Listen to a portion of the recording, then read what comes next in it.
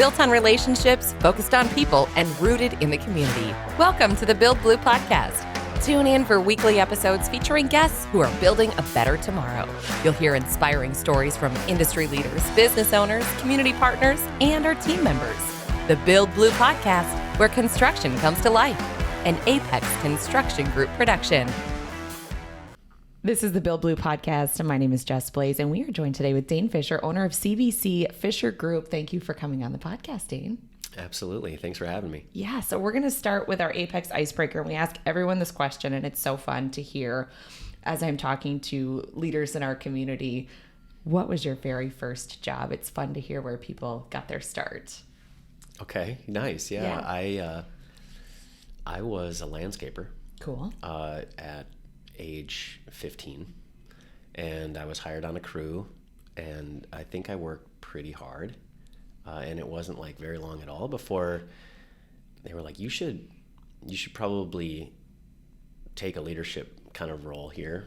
And so I did, and I didn't have a license. So I worked like a year, kind of just getting to work however I could.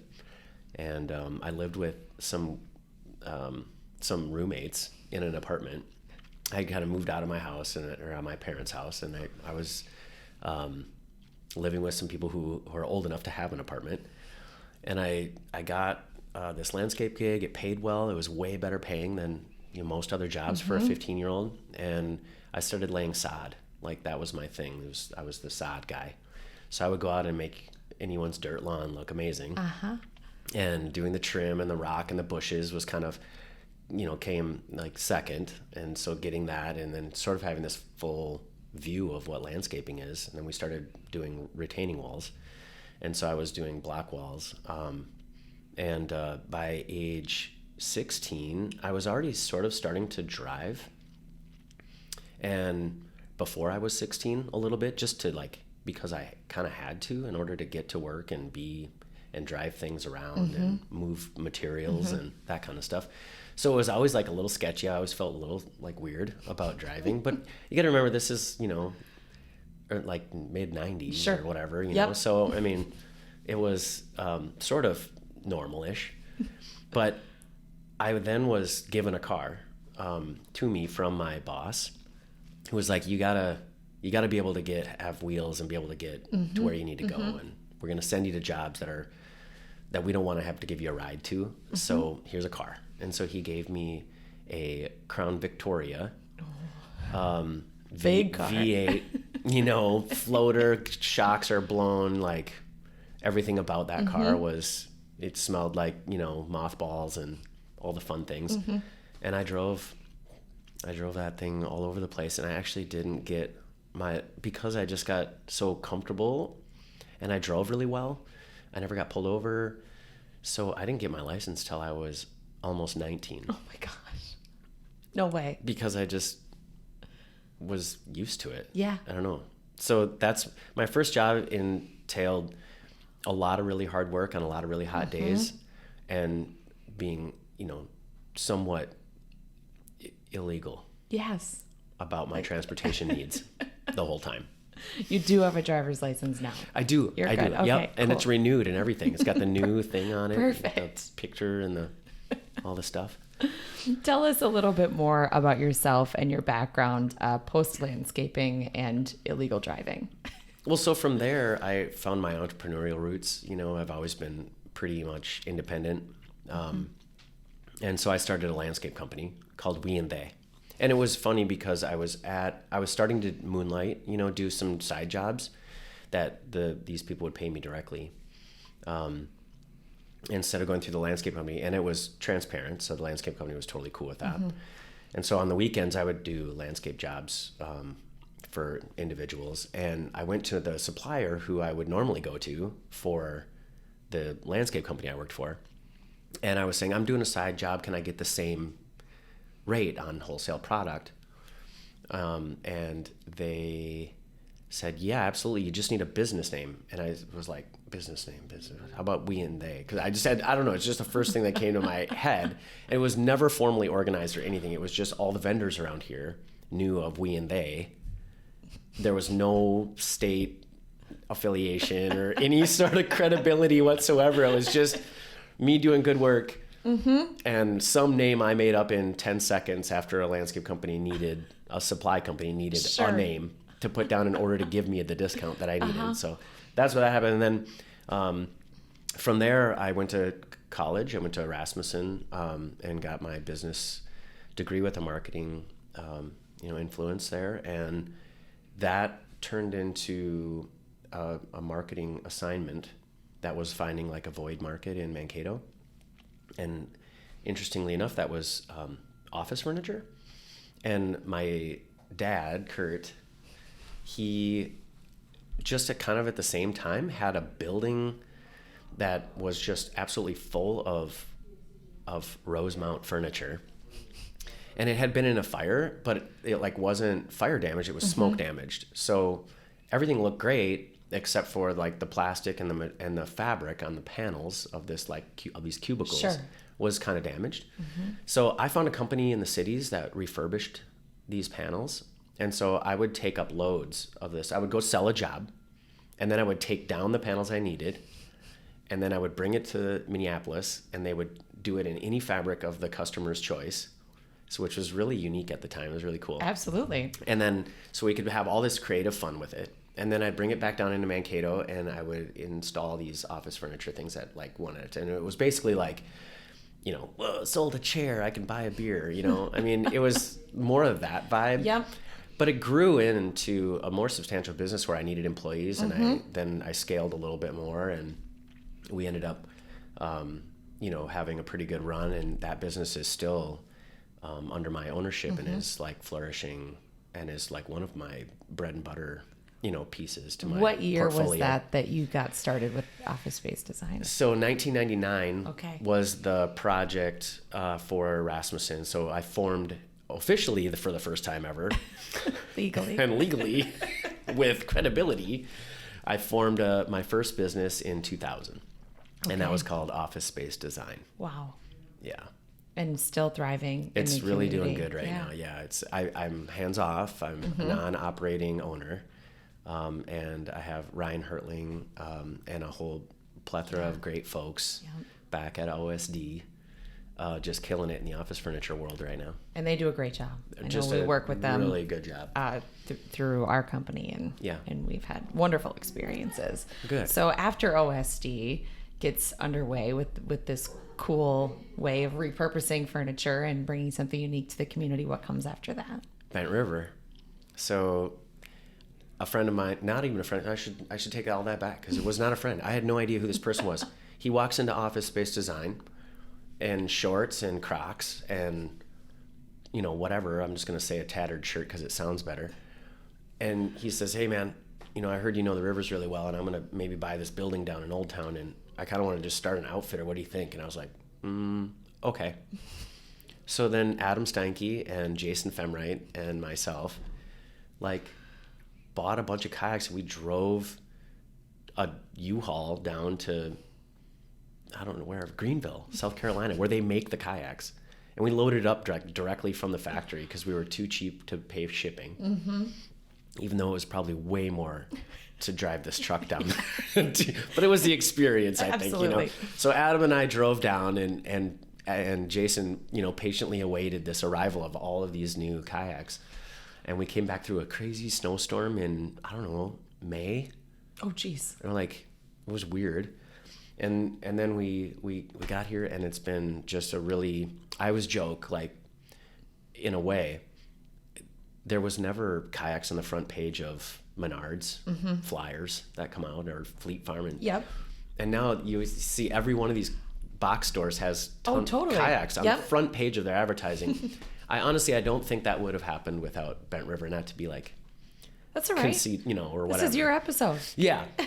But I think we changed the market with Bent River. And so we'd take 2,000 people roughly a year down the Blue Earth River, and a lot of them were local even. And they were like, this has been in our backyard the whole time, and just amazed. 17 waterfalls, 300 documented springs, and 11 sets of class 1-2 rapids is like a stat in 9 miles that is pretty much unheard of anywhere else in the country, which is pretty cool. So the experience is real.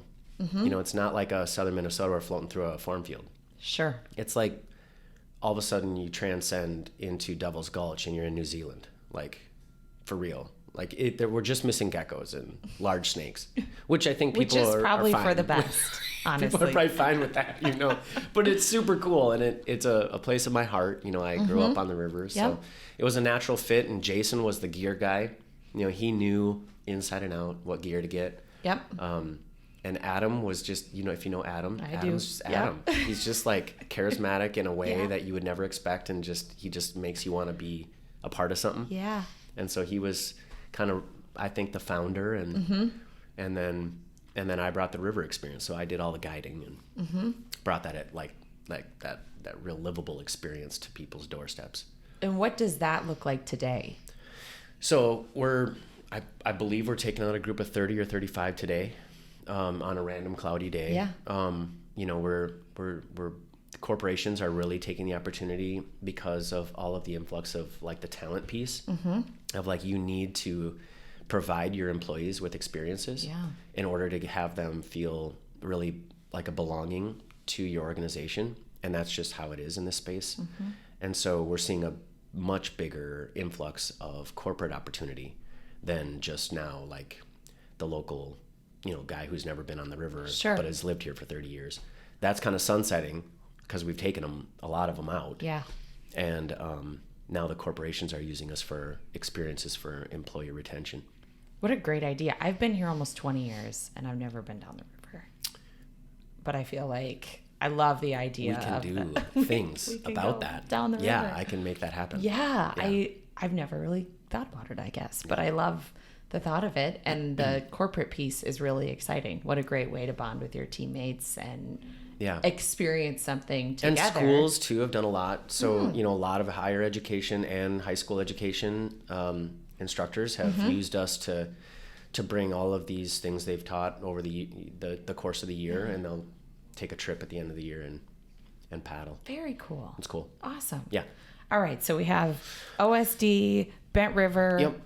And so then we go right into, I would probably say that Mogwai came next, which is a collaborative environment in regard to like a WeWork or a Fuel Collective. And so we brought a flex space, office working space to town, and we had a bunch of success right out of the gate. We opened in 2019, and then it was like, hey, where'd everybody go? What happened to all of our members? Why don't they, no one wants to like shake hands or touch the same surfaces anymore. And so then that was tough on a business that requires collaboration and direct human to human contact. So 2020, 2021 made that a pretty challenging business, but we adapted like everybody else, and we built executive suites. So we took another portion of the building at the Hubbard building, and we adapted it to make like lockable private suites for all of the members who wanted to still continue to be involved. And now we're just actually reintroducing the collaborative piece again. And that's, again, back to corporations. They're looking to bring their employees back to work, but maybe not back to the office because a lot of them downsize their real estate. And so in that model, they're now using flex space all over the country, and we're just one tertiary market that is benefiting from that in Mogwai Collaborative. Very cool. Yeah. Did we miss any? So I'll just touch base real quick. We had a pilot of a bistro that we opened in Old Town because we really felt the need for an Old Town healthy and vibrant cafe bistro space, and we did that successfully and brought on Alpine Bistro, and Christy Shook and James Brazina and I and Adam did some we remodeled like a really cool space in our building, and we made a cafe, and it was great. And then we just had an opportunity. We kind of proved that it was going to happen and work. And James was an amazing chef, and Christy was an amazing host, and like made the space like feel the energy was really good in there. And what ended up happening, is that it's a community in which you bring on newer concepts, and we're not the fastest to react to cutting edge, I would say. And so I think there was just that lack of a business model that worked for us, and I wasn't able to continue to support that piece. And so we found a replacement tenant that came in and is using our space that we built, called Lush Cakes. And I think a lot of people are pretty familiar with what they do. They have a really good reputation and a really good product, and we're so happy to have them in our building. Yeah. So that'll be coming very, very soon. Then Solstice happened. Yes. Adam and I bought a festival randomly in awesomeness and in good faith and awesomeness. And we put that on, and it's been a really cool addition to our community in regard to, it had been People's Fair before, and then it was Mankato Solstice, and then it turned into Festival Solstice. And now I'm passing that baton to Cerro, which is a Circle the Earth recreation organization. And they are a nonprofit looking to bring new ideas to Mankato all the time. So it was a natural fit for them to take that on. And Marty at Cerro is going to be leading that charge, and did this year. We just wrapped it up, and we had 12 really good bands, and it was a great 2 days. Yeah, my family and I were there both days, and it was awesome. The music was great. The vibe was cool. The food trucks were awesome. We had a wonderful time. So. And the venue will probably adapt out of town, more of a festival. We've just been searching for a site since we've owned it. We've wanted a permanent site, and it's just a little bit challenging to find all the right components that we want. We'd love to have it on the river or next to a waterfall, with a bunch of camping area and lush green awesomeness everywhere. Yep. That would be a festival to me. So finding that exact location is fairly challenging. Yep. So, but we're going to get there. Oh, exciting. Well, Cerro's going to get there now. Pass the baton. Yeah. I think that's it now. There's a few other random things, but that's pretty much, I'll draw the line there. Then ownership at Fisher Group a few years ago at CBC Fisher. Yeah. So we have a list of questions. We're going to jump all over the place. So CBC Fisher Group, a family-owned business. Your dad has laid a solid foundation that is really helping our community thrive. So looking to the future, how do you plan to put your unique twist to continue to build that foundation?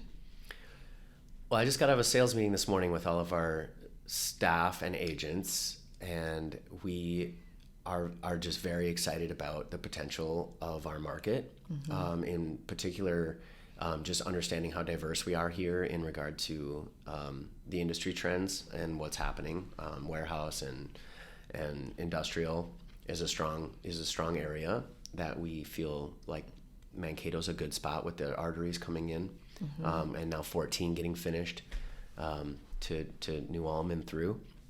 And so we were kind of identifying some of those things, but then also even office and our downtown and our core district is very strong, and we have less vacancy than most tertiary markets have.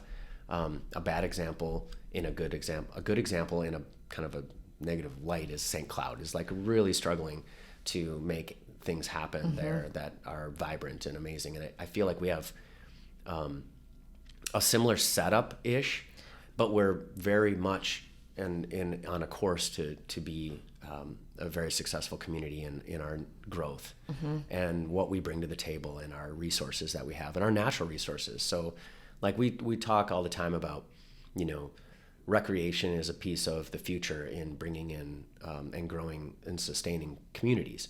And you see that, as a great example from the past, a blast from the past is Boulder, Colorado, right? So, that one kind of is the spearhead or leader of, let's do a ton of recreational things around here, and I bet people will move here for that, and that will then grow our job market. It'll grow our, real estate market and our businesses and improve the quality of life for everyone.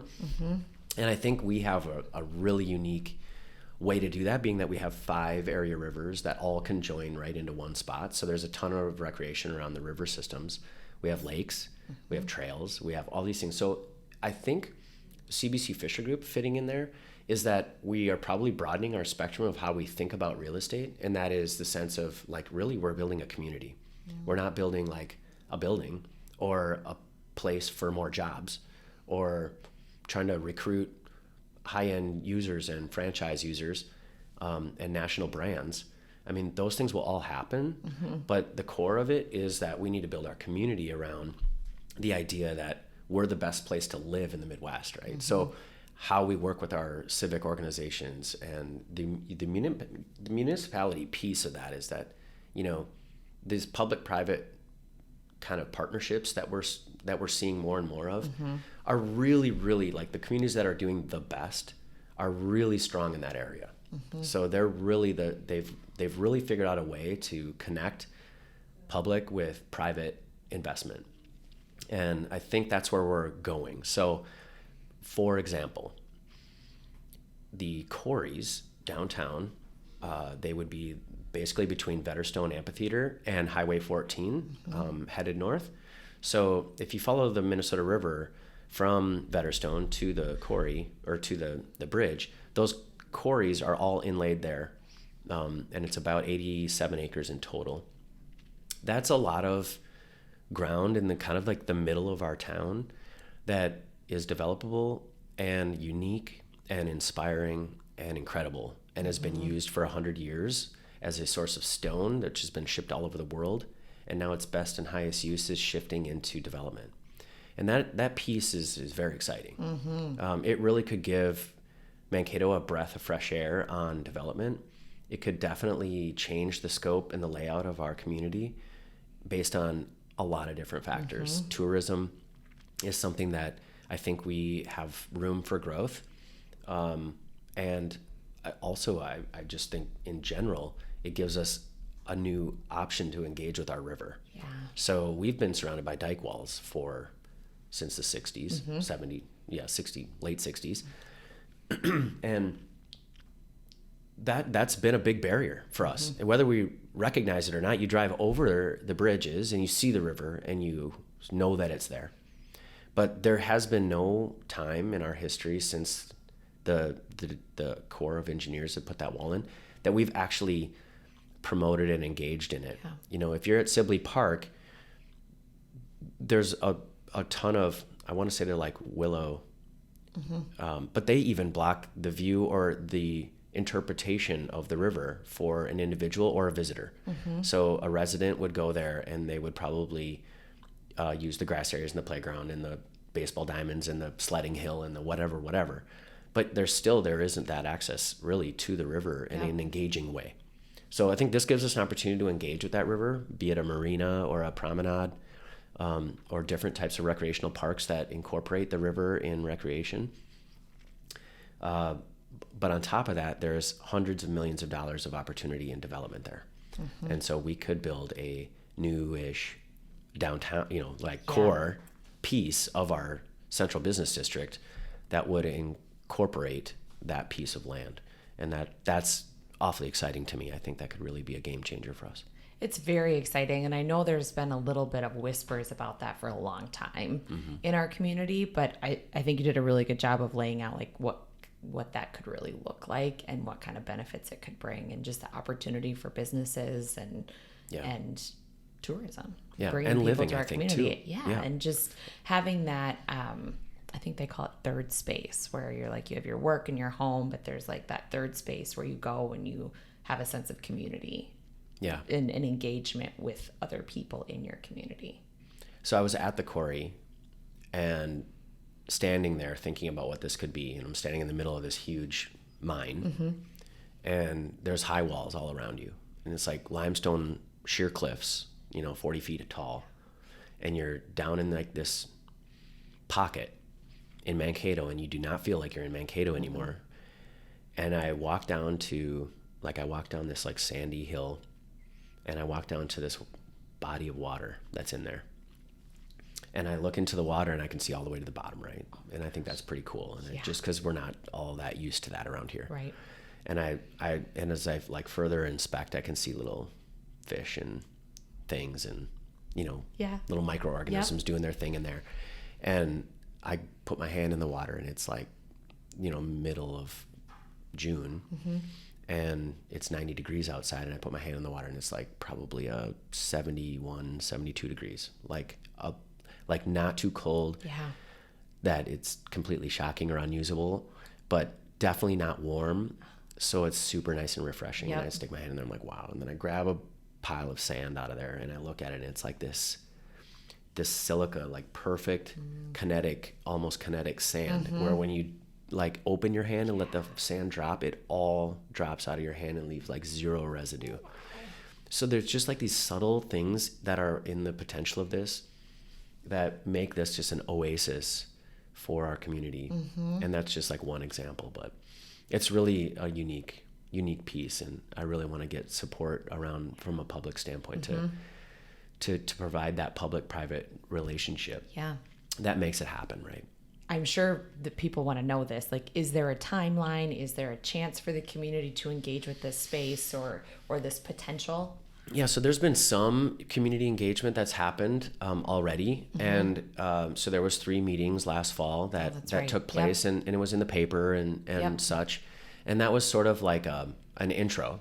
And now there will be, I would say, this fall again, more of a refined plan that looks to be still open for change and still open for community engagement, and it's still open for uses and the different types. So we want to stay very flexible until it's not, right? Yeah. Until we build it. Right. So that plan has been being refined since last fall, and we're kind of to a point now where we're finalizing the feasibility piece. So we're understanding the economics and the analysis behind what is going to drive this thing, which is fortunately and unfortunately money. Yeah. And there's so much that goes into that piece. There's things that sound like an amazing idea, and then you know, money spreadsheet people get involved, and you're like oh. If infinite budgets would be that would be where it's at. Right. Or if you could build something that didn't need to generate revenue. Can we just have it all? Right. Like, just build it. We don't want to like it. Yeah. That's enough, right? Yeah. So I think in general, CBC Fisher Group and our vision is adapting to the current model of the world, which is around providing sustainable communities and understanding that's kind of first, and then really trying to work across the board with everyone. And I'm pretty excited about that vision. I think it's holistic. It's encompassing all, right? Absolutely. And inclusive. It's refreshing. Yeah. I think it's really refreshing. Let's talk about Old Town. Yeah. We mentioned that a little bit. You brought up my first love. Oh, Old Town is so wonderful. And it's exciting to see how it's changed, but I know there's a lot of change coming for Old Town. So let's talk about how you see that area growing, and then continuing to foster that sense of belonging and encouraging social interactions and just having more spaces where people can gather together. Yeah. So Old Town, for starters, was kind of my first love, like I just said, in real estate. So I was licensed, in 2013 or 12, 13. So it's been just about 10 years. And that was kind of my first go, was being involved in the purchase of some buildings down there and the sale of some buildings down there. And then working through that process of what is the development piece around Old Town in more of a general sense or a global sense. People talk about master plans, right? So if you thought of Old Town as a master plan and you drew a line from, like, say, the amphitheater to the depot, and then you went up a couple of blocks. So you went up to like 2nd Street and you drew a box around that. And you said, if I could just take and name all the things that are going to have to like be here because they're valued, like they're highly valued. That would be like Dotson, right? That would be the mill. Like, those are 2 anchors actually in opposing position, which is nice because we call those like bookends, or we could use those as anchors. And it's just nice that they're geographically situated on opposite ends of the box that we drew. And now we're going to fill in the middle with like whatever we want. Like, let's just try that exercise. And that's the way I think. Like, it's just in general, it's like there's no the response to a no is, or a response to a question is always no if you don't ask, and that's been driven into me over my childhood and years of, and so I've always been I've been a why guy. Like, why is that? What can we do about that? So if we challenge then like our development brain to think about what Old Town needs to be, I think the other piece of that anchor is you have these two Goliath businesses that are standard. Then in the middle we have this historic piece, and that's another anchor. Like, we cannot like tamper with the historic piece. So when we are building anything new, we need to consider that we can't draw away from the resource in historic vibe. Yep. And that energy that brings is so vital to Old Town. And it's the reason that like a lot of these businesses that are there, like I think for the first time we have zero vacancy on the on like that east side of the street. Yep. So there's not a building there available at the moment. I think Coveley is moving down to Bridge Plaza, which is a super cool marketing group, by the way. And they I don't know if they're being backfilled or not. I haven't quite identified that because it's just not been on the top of my brain. But that would be like one vacancy, and I'm sure it will fill like in a day. Like, it'll be like the housing market was a year ago. It's just like boom, it's gone. So that's exciting, and that vibrancy was probably generated, partly through an entire organization in Old Town Business or Old Town Association. Okay. And that association is a glorified neighborhood association. I mean, they're just really active, and they're doing a great job at providing space for events. And when I mean space, I just mean like time and energy, right? Now the hub, I kind of was a leader on with building that and creating that through a empty parking lot that was gravel, and we decided to turn it into a truck hub. And that now has become a gathering space for our community. It's sort of like a public-private partnership. The city is working with us to allow things to happen there and be an event space, and we provided some of the infrastructure. They also provided some of the infrastructure. So it was kind of a nice rounded way to say, okay, this was successful, and it was small, but its impact was big. And when you can do that, that's like a marriage made in heaven, right? So like a small investment, a small amount of time and energy to make a big giant impact is, what we all hope for. And it's not always how it goes. Right. But this was one time where the hub became a spot where I think we had family day yesterday or the day before. I think it was yesterday, and it was raining, and it was still like there was lines for food trucks with people under umbrellas. I mean, that's cool. Very cool. I mean, that's neat to see. So that whole piece, Old Town, the evolution, and what's coming next is, I would say, responsibly built buildings that are creating higher densities. And the higher density is going to support those businesses, and it's going to support our community, and it's going to create jobs. It's going to do all the things that we hear about in, sort of politics or whatever. Yes. Which, great. I'm happy I can answer some questions. I'm happy I can answer the bell. Yeah. If they're calling for some of that stuff and I can have fun doing it, then I'm all in, right? So Old Town, I want to build a new building next to, and I've put this on the Facebook, which I don't use too much anymore. I really don't. I mean, I do sometimes, but that building, I think, is the model. Where did you say where? So it's next to the Mahold building, which I actually purchased from Ryan. And hope he doesn't mind me saying. And so that has Toontown and Denko in it. And that's a historic building. And then there's a piece next to that was like an add-on that we're going to totally revamp into a really cool business that will be coming soon. And so that's a pretty neat one. And then right next to that is a vacant parking lot. And it's a private parking lot. I own it. I'm going to put up a really cool apartment building there that I think will have the amenities that people are looking for.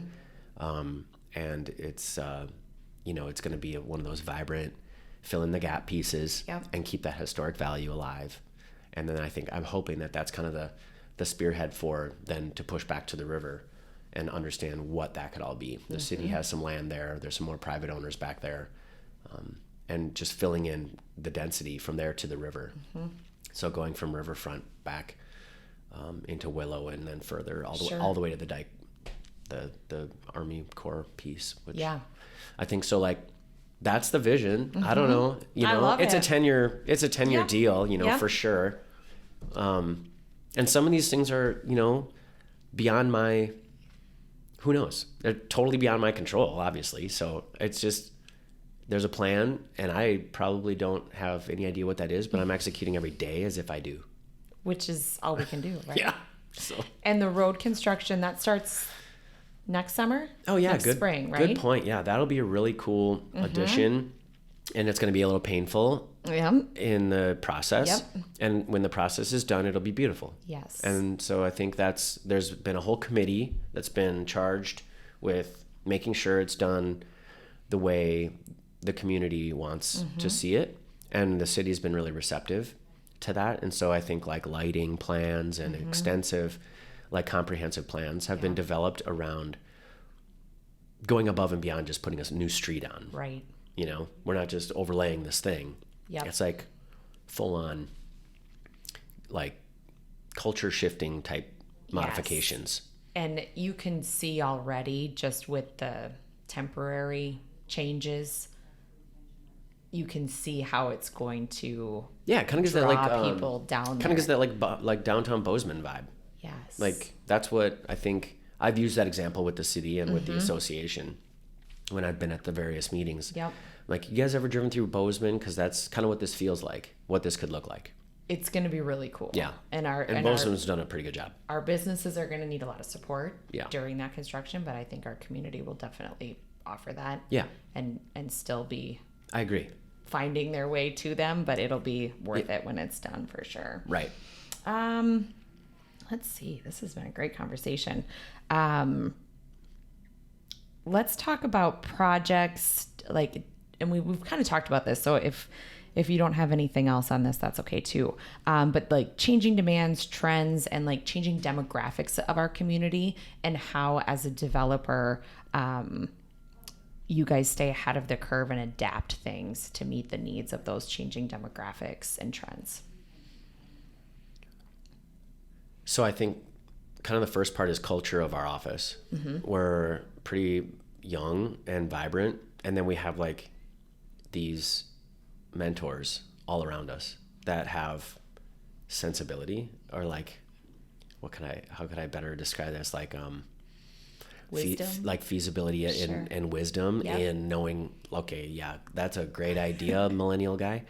But just to let you know, like, there's no way that that's happening. Like, and so then to ground some of that, but then to push back again, as the entrepreneurial mindset of our business industry in general would be to push and pull and push and pull until you get some kind of middle ground that absolutely pushes the end of feasibility to its limit, to where creative can still take place.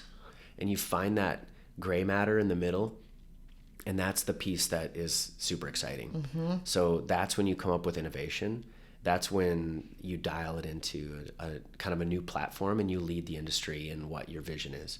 And that's where we're at. That's what we're doing. We're taking like the ideals of what probably makes the most sense, and then taking these concepts that have never been proven, but are thought of through a vibrant team that has good ability to communicate and has good culture, and we're mashing those together until we hit this matter in the middle. Yeah. And that's what's going to come out of. That's what's going to come out of these projects. And that's what you'll see. So it's that. It's travel. I would say travel is a big part of our scope of what we want to implore our staff, agents, et cetera, to do. So, we're giving extra time, paid time, especially if you are going to do research. So, like I mentioned, Greenville was a place I went and got kayaks. While I was there, I met with the city manager. Why? Because I was like walking across this pedestrian bridge that connected two parks across the river, and they built a minor league baseball stadium, and then BMW happened, and then all of a sudden this town went from like, I want to say it was like maybe 150,000 to like 400,000, like in 5 or 6 years. And I was like, how did you do that? Yep. I want to know the secret sauce. Please send me the recipe. Yes. And they did. And so we then talked about, we brought that back in 2012. I brought that back when Pat Henches was our city manager. And I showed him Greenville.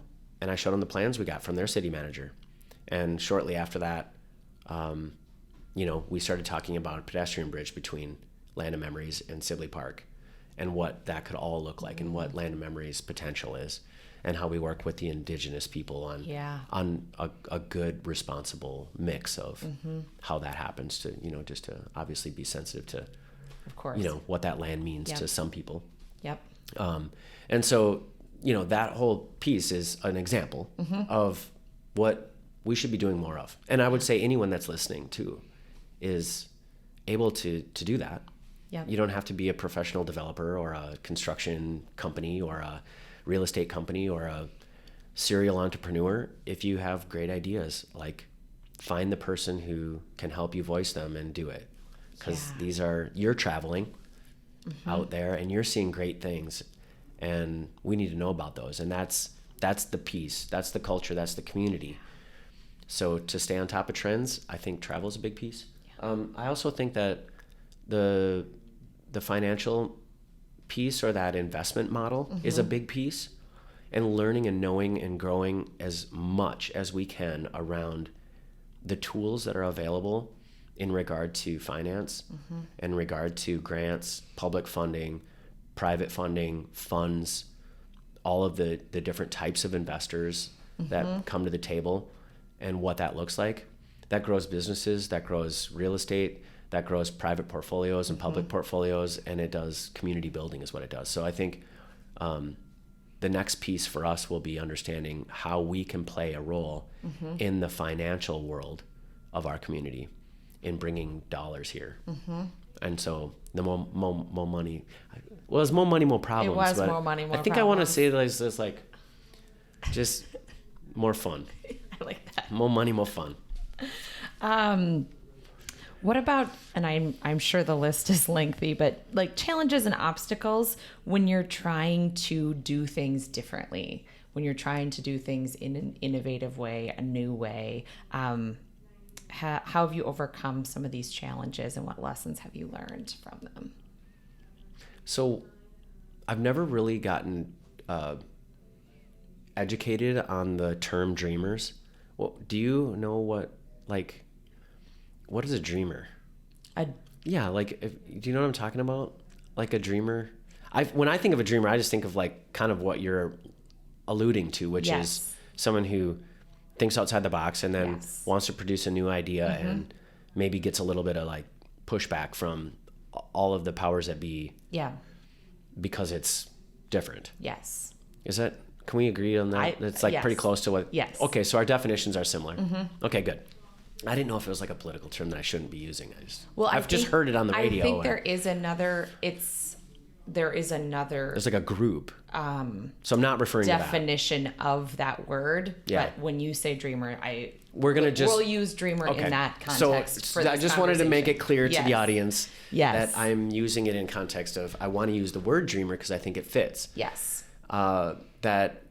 So in my experience, a lot of ideas don't happen, but if you don't have a lot of ideas, none of them will. So I think I just kind of want to clear up, that not all of my ideas are going to come to fruition. And that's okay with me. And I don't have anything to feel ashamed about. Right. Yeah. So I'm not too worried about it. If I go public and say, I'm going to build this quarry and it's going to be amazing. And I'm going to do it, with the help of a whole bunch of people. And I'm going to do it with the cooperation of the owners that own the property. And I'm going to make them look good. I'm going to make me look good. I'm going to make the community look good, and everyone's going to look good. And it's going to be, everything's going to be, peaches and cream. And then the railroad doesn't agree to allow us to do a tunnel. And the DNR puts shoreline ordinance on us, and we can't overcome that. Yeah. And then, we don't get the roadway funding we were hoping for. And then a catastrophic flood comes and wipes out the whole thing. Mm-hmm. And it's way too expensive to dig and rock. And it's et cetera. Mm-hmm. It's like 90 million things that want to jump in your way. And some of them can like derail. Mm-hmm. Like it's a derailer. Like you're not going to beat that because it's inevitable and it's out of your control. Mm-hmm. But do I still want to have the dream that the quarry is going to be awesome? I do. And I wouldn't take it back for the world. So that's me. That's my own like passion. Mm-hmm. And I'm not going to like stop doing that because feedback is negative or there's, something doesn't get done that I really, really hoped and tried for. Because the next one might work perfect. Yeah. And I'm more about that optimism than trying to live in a world where I'm in fear of bringing my ideas to fruition. That's beautiful. And there's so many, these kinds of things take a lot of patience. Big ideas. And I'm not very patient. Take honestly. A lot of patience. I'm so bad at it. That's the worst part. I'm so bad. I'm like I just want it now. I've like got my whole team together and, today in this morning sales meeting is a good example. He's like, well, we're hoping to have this wrapped up by September. And I'm like, you mean end July of 4th? July or like June 30th? What are we talking about here? It's September. There's like no thing in my world that takes that long. Mm-hmm. There's nothing that could possibly ever. And then I start to like reflect on some of my, I would say, and this is so cliche, I'm so sorry to bring it up, but I have to just because it's in my mind and I just say what I say because I'm a transparent human being. Mm-hmm. But one of my, not idol, better word, what's a better word for idol? Role models? Role model mm-hmm. is Elon Musk. I can't help it. Like, I think I don't always agree and I don't always, whatever. But the dude... He's done a lot of... I hope he beats the crap out of Mark Zuckerberg. I mean, like, I'm into that. I thought that was a joke. No, that's for real. Yes, it is. Yeah, I think it'll be awesome. Real. So I'm on the Musk. Okay. I'm in the whatever. Team Musk. I'm either blue or red or whatever colors. I'm on the Musk team. But I value the way that he can say, I'm gonna try to achieve to get this done in 1 year. And it could be something monumental, like we're going to put a charging station in every 50 miles mm-hmm. on every interstate all across the country. Yeah. And it's like, everyone knows that that's not going to happen in a year. Yes. But it's cool that he's like saying that that's what he wants. Yeah. There's nothing, I don't know that there's anything super wrong. Like, I definitely believe, don't get me wrong, I definitely believe in like under promise, over deliver. I'm a big fan of it. So in my businesses, that's our mentality. Mm-hmm. So we will provide reasonable expectations to underpromise and overdeliver, and we do that very well. Mm-hmm. But there's certain aspects of like, especially kind of in development or in bigger scale, larger like visionary mm-hmm. awesomeness that requires you just to say, no, I want that thing you think you can do by September. I want it done in July. That's just how it is. So mm-hmm. get it done, figure it out. Yeah. That mentality is what drives. And I think, it frustrates a lot of people. Sure. But it also maybe provides people with an opportunity to stretch themselves. Absolutely. And grow. Yep. And I think oftentimes that kind of vision, we see it here with our leadership too. It can be contagious when someone is really excited and really passionate and has big ideas. Mm-hmm. You want to be part of the big ideas. Absolutely. So. Yep. And I love collaboration, mm-hmm. That's been a thing. I built a collaborative because I believe in it. Like, I think people work better together. Mm-hmm. I think that God made people to hang out with each other. Yes. We need our village and our community for sure. Is there anything you'd like to add? Well, other than this has been a really enjoyable, like refreshing and good way to start my week. Well, so we appreciate you spending some time with us. Yeah. Thank you absolutely. so much. Okay. You can listen to the Build Blue podcast anywhere you get your podcasts. You can watch us on YouTube as well, and we'll see you next week.